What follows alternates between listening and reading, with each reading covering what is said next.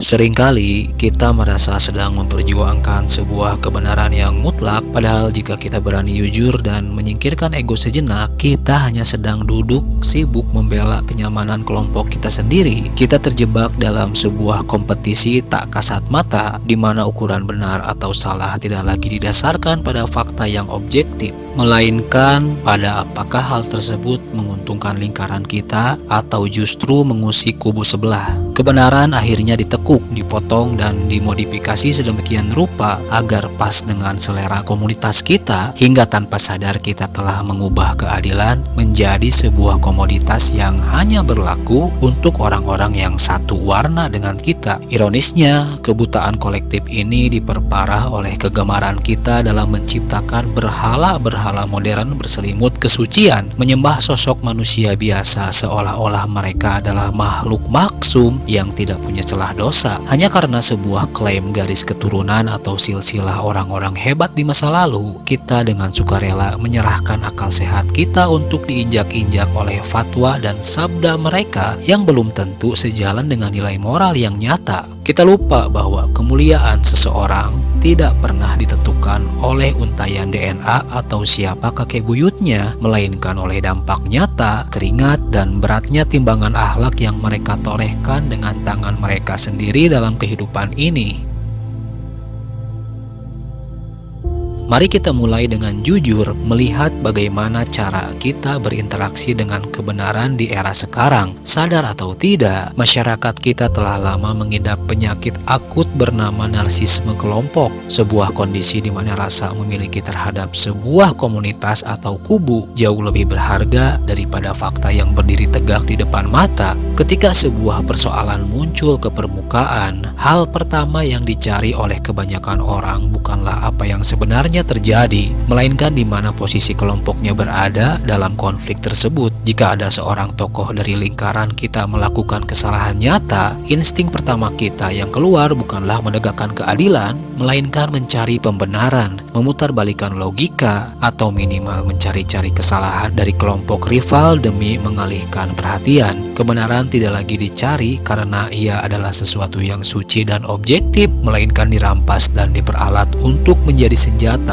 demi memenangkan ego kelompok masing-masing. Kondisi psikologis masa yang sudah terkotak-kotak seperti inilah yang kemudian menjadi ladang subur bagi para makelar agama dan oportunis spiritual untuk menanam pengaruh mereka. Mereka tahu persis bahwa masyarakat yang malas berpikir kritis akan selalu membutuhkan musuh bersama dan pelindung bersama, sehingga isu konflik golongan sengaja dirawat dan digoreng demi menjaga kesetiaan para pengikutnya. Di dalam penjara pikiran bernama golongan ini, fanatisme buta menggantikan fungsi akal sehat secara total. Nilai-nilai universal seperti kejujuran, keadilan, dan kemanusiaan dengan mudah ditekuk demi memuaskan rasa haus akan pengakuan bahwa kelompok kitalah yang paling benar, paling suci, dan paling berhak mengklaim surga. Kita seolah lupa bahwa ketika kebenaran diukur dari baju apa yang kita pakai atau bendera apa yang kita kibarkan, maka pada saat itulah kita sebenarnya sedang tidak menyembah Tuhan, melainkan sedang menyembah komunitas kita sendiri.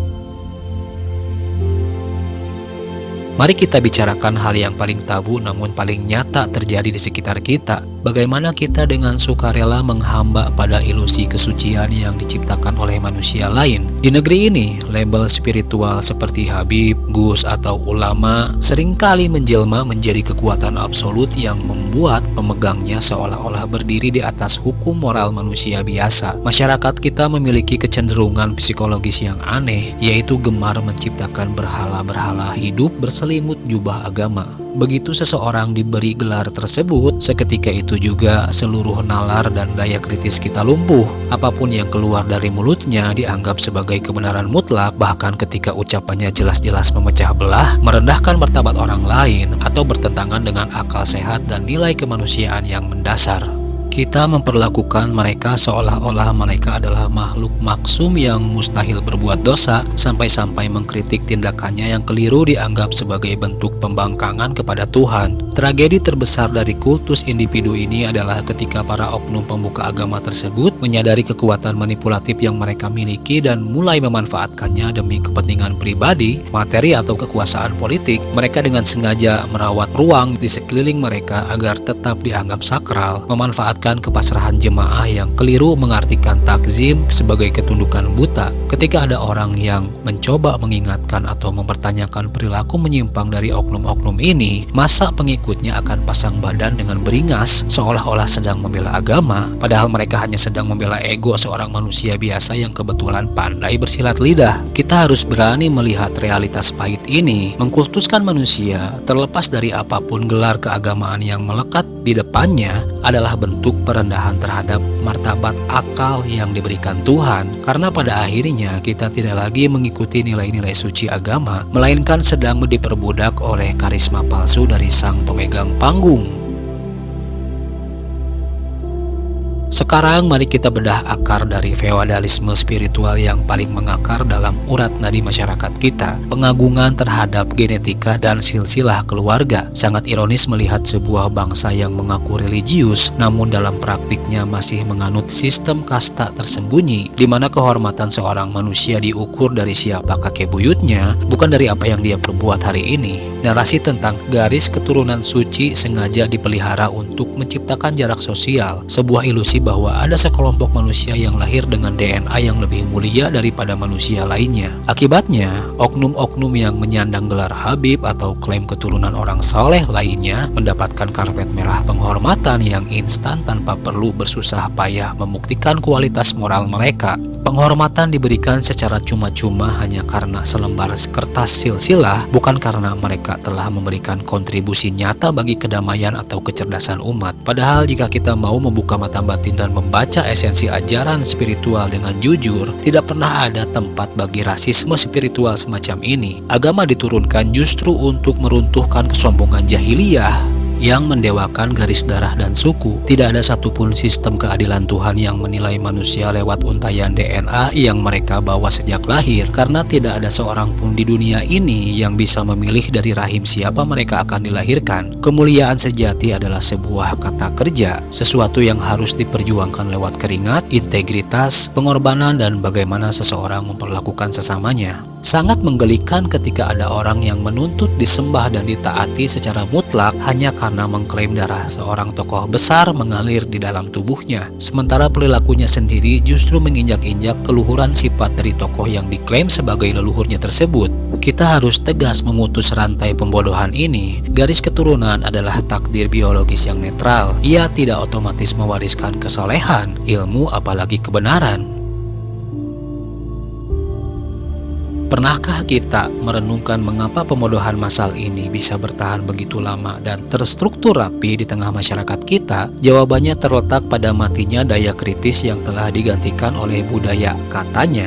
Kita hidup di lingkungan yang mengondisikan manusia untuk takut bertanya dan menganggap keraguan sebagai sebuah dosa besar.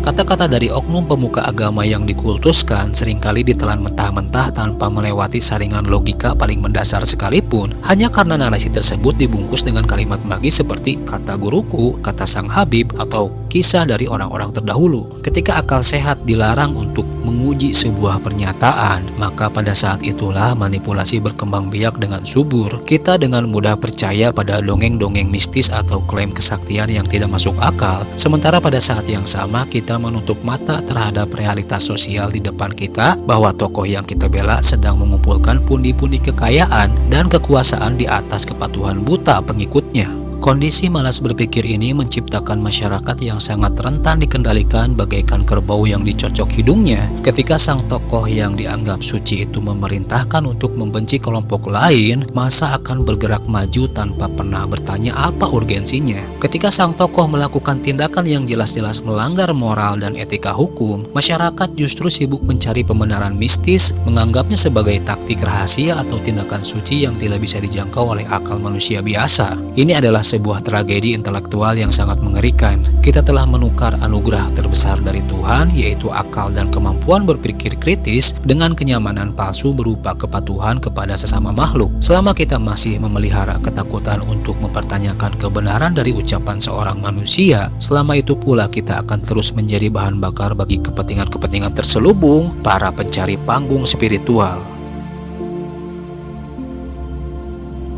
Kini, tiba saatnya bagi kita untuk berdiri di depan cermin, menyingkirkan segala atribut kelompok dan menatap diri kita sendiri dengan kejujuran yang paling telanjang. Sudah berapa lama kita membiarkan diri kita menjadi pion dalam permainan ego orang lain? Sudah berapa banyak energi yang kita buang demi membela sosok-sosok yang kita anggap suci, sementara di kehidupan nyata di sekitar kita terabaikan? Di babak akhir dari perenungan ini, kita harus berani memecah cermin palsu yang selama ini menampilkan citra bahwa kelompok kitalah yang paling benar, paling bersih, dan paling berhak atas keselamatan. Kebenaran bukanlah properti milik organisasi, bendera, atau silsilah keluarga tertentu yang bisa diklaim sepihak, tapi ia adalah nilai universal yang berdiri sendiri yang harus diuji oleh keadilan, kejujuran, dan kemaslahatan nyata bagi sesama manusia. Jika agama yang kita peluk justru membuat kita kehilangan kemanusiaan, rasa keadilan, dan ketajaman berpikir kritis, maka ada yang salah dengan cara kita beragama,